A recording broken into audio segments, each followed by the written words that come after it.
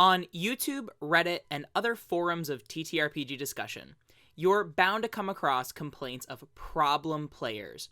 Players that somehow ruin the game for everybody else by being rude, hogging the spotlight, or optimizing the fun out of a game. While problem players can be a source of incredible frustration, I've also found that with the right circumstances, they can also be some of our most valued contributors. Like most things in life, I find that the truth is a little more complicated than what the forums would lead you to believe. Hi, I'm John. This is Dragon Mind, where we discover our best selves through gaming, and today we're talking about unlocking a problem player's power of attention. Let's get into it.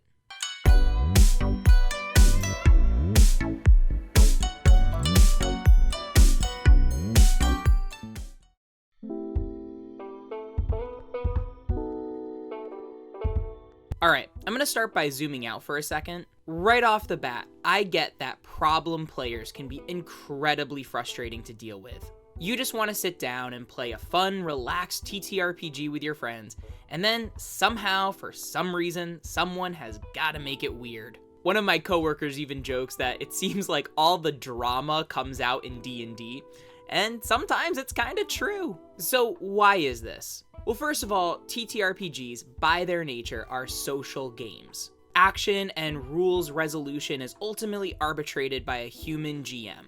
And for everyone to get along, it kinda relies on everybody's social skills, which some of us have more developed than others. This means the social contract can be a little bit more fragile, and the kind of fun that we have can be a little more vulnerable.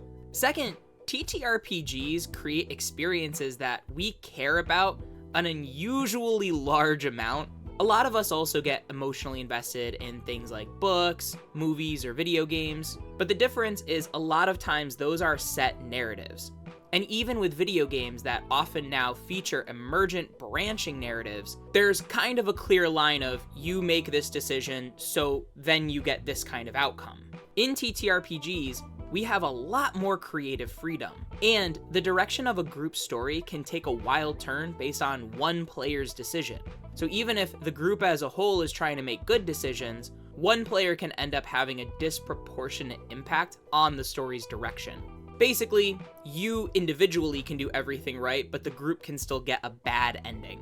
Now we can probably spend a whole video talking about why TTRPGs are unusually prone to the issue of problem players, but I don't want to get too distracted from our main topic. Which reminds me, I actually don't really like the term problem player.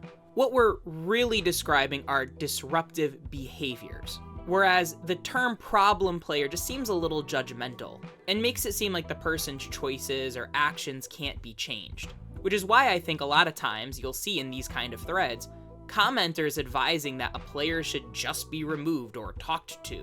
And I get it, a lot of time those suggestions aren't wrong, but a lot of times I feel like they assume an extremity to the situation that might not necessarily be there. Other times, it's not even a player's behavior that's really a problem. Really, it's their expectations and just what they want out of a game. Sometimes a table just kind of lacks chemistry.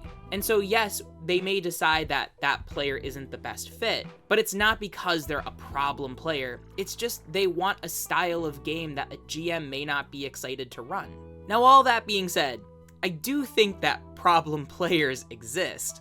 I mean, just look up some of the horror stories on Crit Crap and you'll get what I'm talking about. Again though, I think that those cases are extreme outliers and are just a narrow fraction of the broad swath of behaviors we sometimes attribute to problem players. Which brings me to the main topic I'm excited to discuss today: 5-element attention balance. A lot of what we consider problem behaviors really comes down to attention. Either a lack thereof or a hyper focus on one thing without recognizing the context of a situation. Now, this topic was inspired by the book Fire Child, Water Child by Dr. Stephen Scott Cohen, a holistic pediatrician who uses the metaphor of the 5 Chinese elements to help parents better parent children diagnosed with ADHD.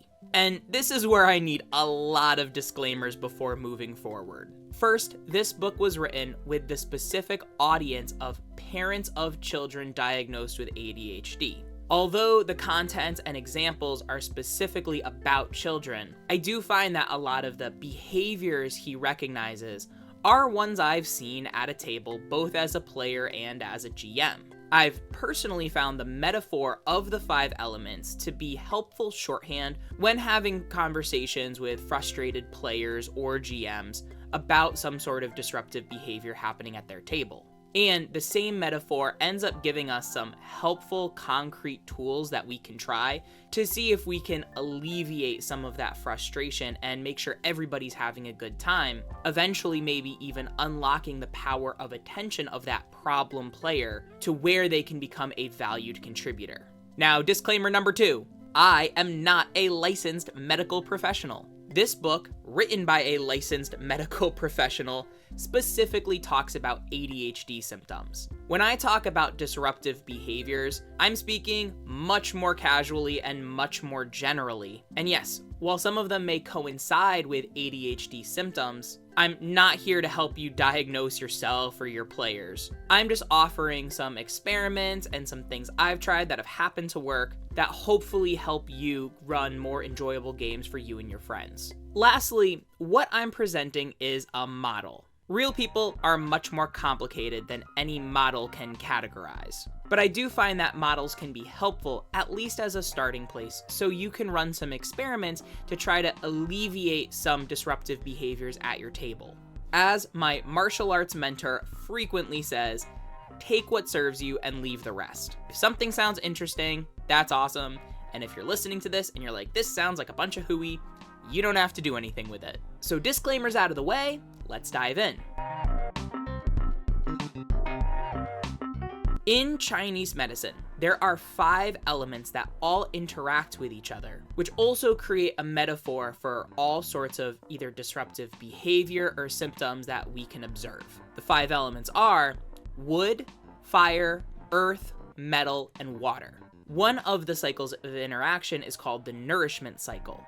Wood feeds fire, which leaves behind earth, which can be refined into metal, which then directs water, which also nourishes wood. There's also a disruption cycle. Fire melts metal, which prunes wood, which contains earth, which channels water, which douses fire. In Fire Child, Water Child, Dr. Cohen posits that ADHD symptoms can be described as an excess of one of these elemental energies out of balance of the other 4. For example, an excess of fire may manifest as mood swings or impulsivity, while an excess of water may express as apathy or time blindness. However, when in balance, each of these elements also presents a so-called power of attention, a value which elevates the enjoyment of your whole table. Using those 2 elemental examples again, an in-balance fire player is going to bring high engagement and humor, while an in-balance water player is going to provide deep imagination and thoughtfulness. Again, one more time, this book is specifically talking about ADHD, whereas I am not. I find this metaphor fascinating, and I think it can be used to describe a lot of problem behaviors that GMs recognize at their tables, and also brings them into context so we can start seeking solutions rather than just saying a player needs to get booted or needs a talking to. So let's take a look at some of these examples element by element. Wood is the element of flow, often linked with movement or the act of creation. You can imagine springtime when plants are bursting from the soil, and left alone will continue to grow and reach and make the land more green. In balance, wood players are explorers and inventors, excited to try new things and take action. They can be a refreshing addition to your table, picking uncommon player options that a lot of other players would just ignore in order to shake up the status quo. However, an excess of wood energy often expresses as pushing boundaries or being defiant just for the sake of it. Kind of like an overgrown garden where there's so many plants you can't even walk through it. If you've ever had a player argue some weird interpretation of a rule just to reap some kind of benefit, that's probably a wood player. Sometimes, if they also think that maybe the party is just stuck or there's not enough movement in the story, they'll do some sort of chaotic action just to keep things moving, even if it's to the group's detriment. This need for movement also often expresses itself physically, either as fidgeting or needing to stand up and pace around. These types of players have the most trouble in a traditional school classroom environment. So how do we bring a wood energy player into balance? What I found success with is first looking at the physical space everybody is playing in. If you're in an overstimulating environment, like a bustling public cafe, or if the space is physically restrictive, like a cramped living room, it's going to burn through a wood player's willpower faster and faster. If possible, play in a comfortable, quieter space that allows people to get up, stretch, and move around a little bit without feeling stuck or cramped in one place. Of course, a feeling of restriction in-game can also exacerbate a wood player's frustration. A lot of times this will manifest if the GM is like, all right, this is your mission, this is what you need to do, and go. A wood player will want to try something new, maybe create their own pathway. And if those are shut down by the GM, well, then a lot of times you'll get an argument out of it. The real difficulty is that a wood player is going to want to do things their own way, but they're also going to want to feel a sense of movement that they're accomplishing it.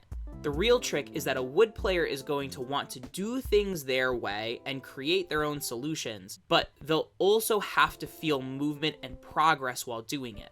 A lot of GMs kind of pick up on this instinctively and really try to create an open sandbox for their players to create their own stories in.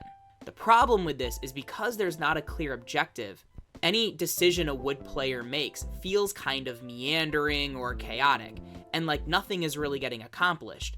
So although there's a lot of movement, it still feels like they're stuck. As a balance, what I found is I give my players a very clear objective. So whatever decisions they make, they can get a sense of if they're moving toward or away from that objective.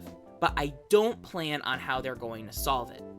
This allows wood players to create their own solutions and feel like meaningful participants, while also having a sense of movement toward an accomplishment, which of course builds a positive feedback loop, which then builds trust between us over time.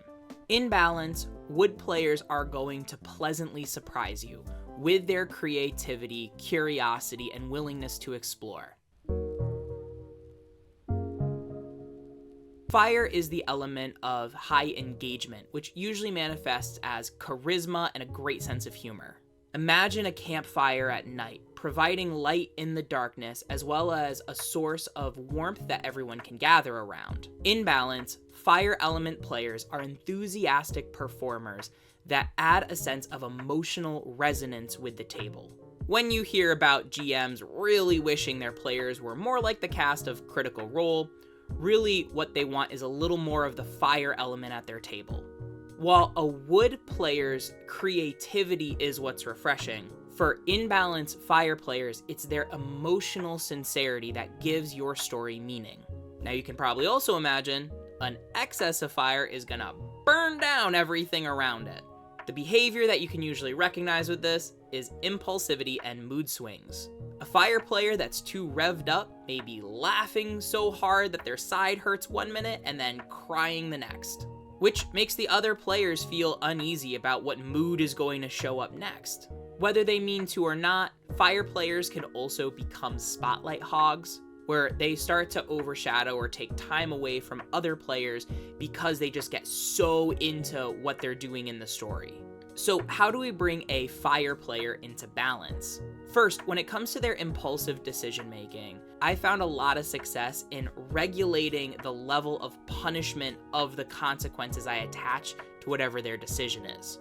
I've seen a lot of GMs want to drive the point home that their players should think through things, so they overly punish somebody's impulsive choice, maybe by even killing their character, to the point that it completely douses that player's willingness to participate. Don't get me wrong, sometimes players make dumb choices. And so having some sort of, for lack of a better term, punishment attached to it is going to communicate that an impulsive choice does matter and won't lead to a good result. But I've tried to really provide kind of moderate consequences for such a thing, so that it communicates to the player, hey, think through your choices, but also gives them space and grace to recover, so that way they can still meaningfully contribute. I've also definitely been a player that accidentally overshadows somebody else. For me, I started to resolve this by inviting other players into the spotlight with me, basically acting as a candle that can light other candles. And that doesn't mean that quieter players always accept my invitation, but thinking of performative scenes as an opportunity to establish player-to-player dynamics has really helped make it seem like I'm not just stealing everybody's attention for myself. A lot of times this comes through modeling or just having a conversation with the players that the expectation is they want to celebrate each other's accomplishments. So that way there's not a sense that players are competing for the spotlight.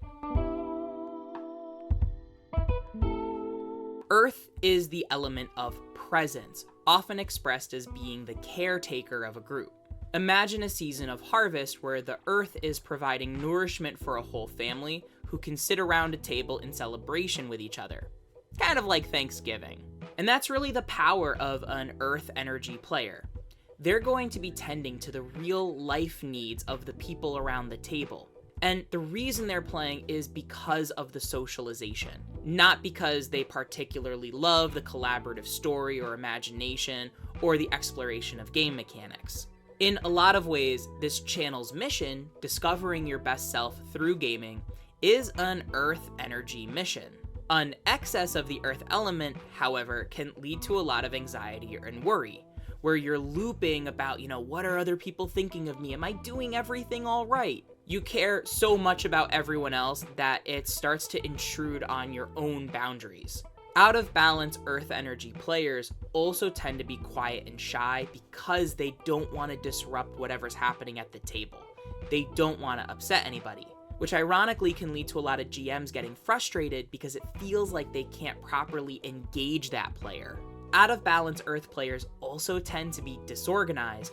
So when it comes to games like Pathfinder, where there's a lot of potential floating modifiers to keep track of, it can take them a long time to resolve their turn, which can slow down the game for everyone, which in turn makes them feel bad, and it creates kind of like a doom spiral. So how do we bring an earth player into balance? It can be a little tough since it is the opposite problem of the wood players. The wood player wants to move, while the earth player is feeling a little too disorganized and they worry about slowing the game down. However, again, I find that if you could bring a wood player into balance, they'll have more patience in reserve for earth or later water players that may take a longer amount of time to get the same thing done. I really find that GMs can best help earth players by actually knowing what's on their character sheet, understanding what options are available, and providing some guidance so that they can quicken their decision making. Kind of like a video game load screen that's like, hey, helpful hint, press A to jump. It may be obvious for other people at the table, but that might be a helpful reminder that kind of clears the fog in an earth player's mind. And as they start to learn what few options are going to produce reliable results, meaning that they don't always succeed, but they can kind of expect what's going to happen, that earth player can gain trust in their own decision making, so that way they can start to resolve things quicker and quicker. Of course, this advice sometimes upsets other players I know, because they feel like every player should be making their own decisions in a TTRPG. And some players just need a little help getting started. So while I'd more leave a wood player alone to create their own build and make their own decisions, I would offer assistance and help to an earth player. Hey, Editor John here. I just realized that I forgot to mention that a lot of earth players have actually outright thanked me for providing them assistance when it comes to playing a game for the first time. A lot of GMs prefer every character to be played independently of each other, and that can be overwhelming for some players. So providing assistance when it's necessary, especially if it's being asked for, really ends up letting everybody enjoy the game, and isn't that what it's all about? Metal is the element of precision, Imagine autumn, when the leaves fall away and you can finally see the pattern of branches that supported them the other seasons. This is the best way I have to describe metal players, who have this kind of what Jesse Schell would call a holographic lens of game design, where they acknowledge kind of the flavor and story materials, but also have a precise understanding of how the mechanical systems support everything underneath. In balance, metal players have a thorough understanding of a game's rules, allowing them to quickly make appropriate decisions and resolve their mechanics to keep a game moving. They also may tend to be the players that more focus on their character's mechanical performance rather than story development. So, as you can guess, this is the category that's most likely to attract optimizers.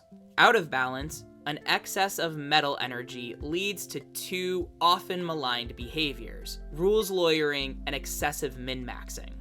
Now, I do think rules lawyering gets a bad rap. I think there's an incredible value in understanding how and why a game was designed a particular way, and also understanding how something should work. But the out of balance part is demanding it should always work that way, and ignoring kind of the human component, which is the GM. Rules lawyering really becomes disruptive when someone starts to argue with the GM to undercut their authority to make sure the right thing happens. Now, that being said, there are definitely times I've seen GMs just get frustrated because a player knows the rules better than they do. And it usually comes up because the GM is trying to pull some sort of shenanigan that's to the player's detriment, whereas a rules lawyer may be able to come in and go, no, that's not how a spell slot works. However, I've also definitely been at tables where the GM has a very clear knowledge of the rules, is clearly ignoring or changing a rule for whatever reason because it'll add joy for the other players at the table. And a rules lawyer player gets upset because it's just not how it's written in the book. Again, I find metal energy can be extremely helpful, and in excess, it can be a problem. Of course, the other way this manifests is through optimization. This topic alone is controversial in TTRPG spaces. I, myself, love a good optimized build. Although admittedly, my personal definition for optimization is a little softer than some of the min-maxers you'll find on YouTube. Like a fire player, optimization becomes a problem when it starts to devalue the contributions of other players. Again, a trap I've accidentally fallen into. For example, this one time I was part of a campaign where one of the other players built a life cleric because they wanted to be the healer. Now, we weren't in communication with any of the other players at the time. I just really wanted to play a druid, and this is back when Xanathars first came out. So in the climactic final battle, I casted Healing Spirit, which ended up being way more effective on its own than this healer player's entire build. And in addition to being an awesome healer, I was also thorn whipping and pulling enemies into range of my martial allies. I was basically the star of the show without meaning to be. And even though my character performed really well, I felt awful that this other player had a really bad night because I basically said that their character's contribution didn't matter because I had it covered. Basically, when the fun is optimized out of the game kind of loses its point. So, how do we bring metal energy into balance? For a team-based combat game like D&D or Pathfinder, I find that really, it's just a little bit of a perspective shift for that metal player, helping them redefine optimization as team performance rather than solo performance. A lot of times I find that this leads these kind of players to playing support classes, because let's say you are an optimized healer, and you're not overshadowing another healer character. A lot of players are going to be very appreciative that you're healing their character or making them stronger, letting them kind of take the glory of getting the final blow on the villain, while you know that they could only do it that well because of your subtle help. Because metal energy players are such structured thinkers, they're probably going to understand that the result matters more than the glory. I also feel like, especially in D&D 5e, healing and support requires a lot of mechanical know-how and a sense of timing. So metal players actually serve the support role really well, because sometimes they're the ones that are best suited for it.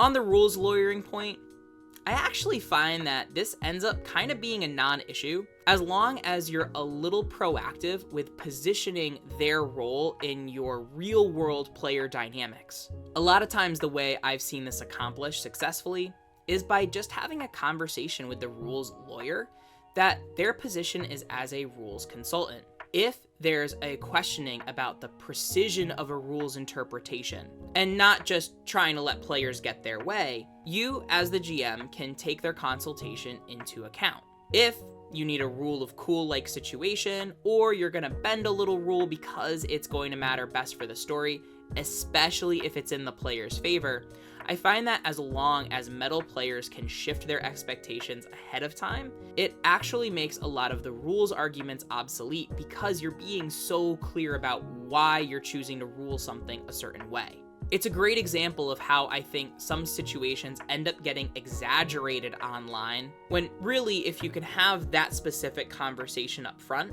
a lot of metal energy players will be enthusiastically on board. Because again, most of them don't want to just sit there robotically moving through the rules. They do care about the story and the emotional impact. They just don't want to see the rules get muddied and somehow distract from it.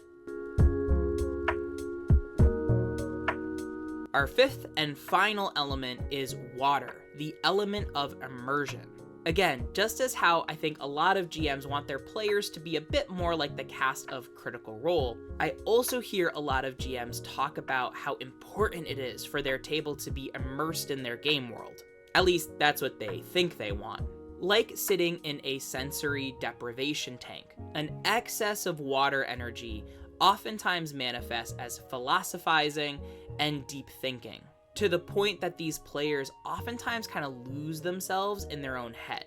This gives them a profound imagination and sense of peace when they've made a good, thought-through decision. However, this can come at the cost of everybody else's time. Out of balance, water players often feel misunderstood, isolated, or detached. And just as GMs can find trouble engaging Earth players because Earth players are anxious, so too can GMs find difficulty in engaging water players because they frequently space out. You may tell them the same information over and over again, but it won't quite register as quickly as you'd like it to. So how do we bring water players into balance? Like Earth players, I find that the solution to overthinking is through action. A lot of times water players may get attracted to builds that have a lot of options, but where they can get stuck is trying to consider the pros and cons of each individual option or action path. So I actually find that a lot of times it's more helpful to kind of guide a water-natured player toward a build that has fewer options, but give them a lot of freedom to create an in-depth character story. After all, it's that story that's going to give them a sense of meaning, and by having less available options, it'll make their decision making a little bit quicker without losing the sense of fulfillment of their story immersion. Now, the reason that I say I think a lot of GMs want immersion, but I don't necessarily know if they actually do, is that I have definitely been at tables where players get lost in their character, and it's not as bad as like the satanic panic where it's like, you know, players are delusional or whatever, but there can be a lack of boundary between this is me talking as a player versus me talking as a character. And so what might be a cool kind of story conflict ends up triggering real world emotions that can make it really uncomfortable. So yes, you do want a sense of sincerity when it comes to role playing or creating a shared story, but I do think it's healthy to have a boundary between this is what I'm doing and saying as a character versus these are my real world values as a person. To summarize, we as GMs may be able to help bring some problem players into balance through this model of the 5 elements. As GMs, we probably also have our own inclinations towards some of these elements more than others. However, our goal is to pursue mastery of all 5 so we can serve as many players as we can and for our table to have the best experience it can. So now I want to hear what you have to say. Are there problem behaviors you've experienced at your table that I haven't covered? Could that behavior fit into one of these 5 elements? Or does it kind of exist in its own separate category that needs examination? Do your players gravitate toward any of these elements? And if they do, is it in a disruptive or value-adding way? Let me know in the comments down below. Have an awesome day, and remember, your story matters. Bye-bye now.